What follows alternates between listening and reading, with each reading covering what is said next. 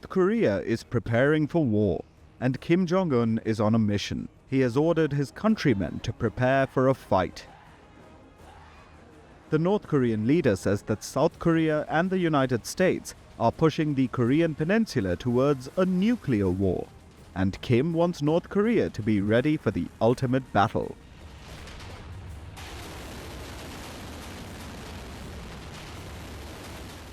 He has reached out to his dear friend Vladimir Putin. The two leaders have come up with a plan. It includes North Korean soldiers gaining combat experience on the front lines in Ukraine. After all, this is the first time that North Korea has deployed its combatants on foreign soil. North Korea has already deployed 12,000 troops to fight in Ukraine. These soldiers are largely based out of the Russian region of Kursk. They've been involved in the fighting around the Ukrainian cities of Sumy and Kharkiv. However, things have not gone according to plan. Kim Jong Un's troops have suffered heavy casualties, and some have even been captured by Ukraine. 그러면 여기 지휘관들 모자는 뭐라고 그랬어? 누구랑 싸운다고 했어? 훈련을 실전처럼 해본다고 했어요. 북한의 가족들이 없어? 있어? 부모님은 지금 너 어디 있는지 알아? 그러면 전선에는 1월 3일부터만 있었던 거야? 1월 3일부터 있었고, 그러고 언제까지? 잡혔을 때까지? 1월 3일 날 나가서 옆에 동료들이 죽는 것을 보고 거기 한강공원에 숨어 있다가 5일 날 부상당하고 그래. Ви хочете повернутися назад в Північну Корею? 북한으로 다시 돌아가고 싶어? 조선으로 다시 돌아가고 싶어? Так. Ви хочете повернутися назад в Північну Корею? 다시 북한으로 돌아가고 싶어? 우크라이나 사람들은 다 좋은가요? 우크라이나 괜찮은 것 같아? 여긴 좋아.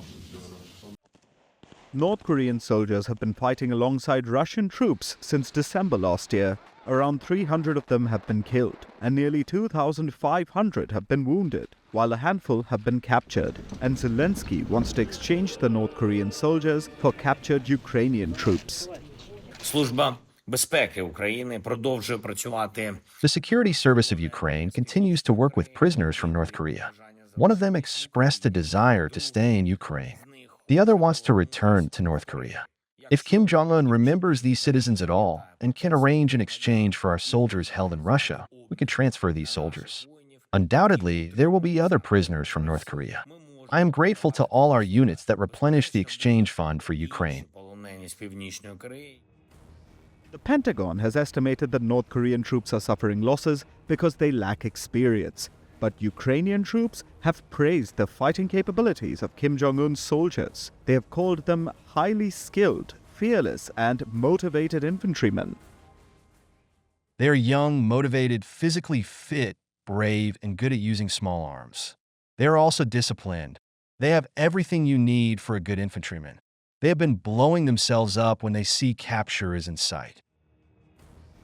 The North Korean troops have been working with Russian soldiers to capture more Ukrainian land. They have gained control of 2 villages around Kharkiv and Donetsk. They are pushing further south into Ukraine. Volodymyr Zelensky is refusing to back down, but his soldiers are facing the heat, and they're hoping that Donald Trump will save them from the Russian juggernaut. Я вважаю, що здоровий глузд Трампа не... I think that Trump's common sense won't leave him, and the support will continue. We understand that Russian terrorist organization, this mammoth, has no right to exist in the shape it is now. As Russian officers used to say, Ukraine is just the beginning. So we must stop them now and here, during this hot phase of the war. If we don't hold them, I think that European countries won't hold the Russians neither. Якщо ми не втримаємо.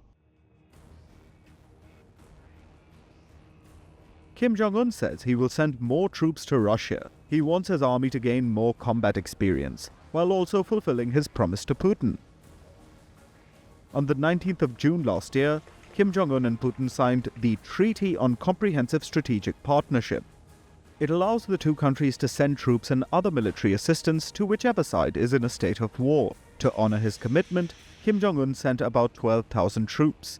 But he's now planning to increase that number drastically. Both South Korea and Ukraine say they've intercepted classified North Korean intelligence reports. These reports say that Kim Jong Un will send upwards of 100,000 troops to fight in Ukraine. Pyongyang's involvement in Putin's military offensive is a way to overhaul the capabilities of the North Korean armed forces. This participation is paired with missile launches. In the first week of January, North Korea fired a ballistic missile, which sported a warhead that looked like a hypersonic glide vehicle. North Korea claims that the new ballistic missile reached speeds of Mach 12 and achieved a second peak. When it comes to missile flight, a second peak is when a munition changes course mid-flight. This means the munition can change its direction at hypersonic speeds, making it impossible for air defenses to intercept.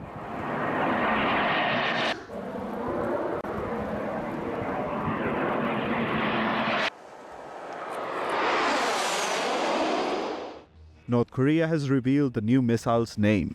It's called the Hwasong-16B. It's an intermediate-range ballistic missile.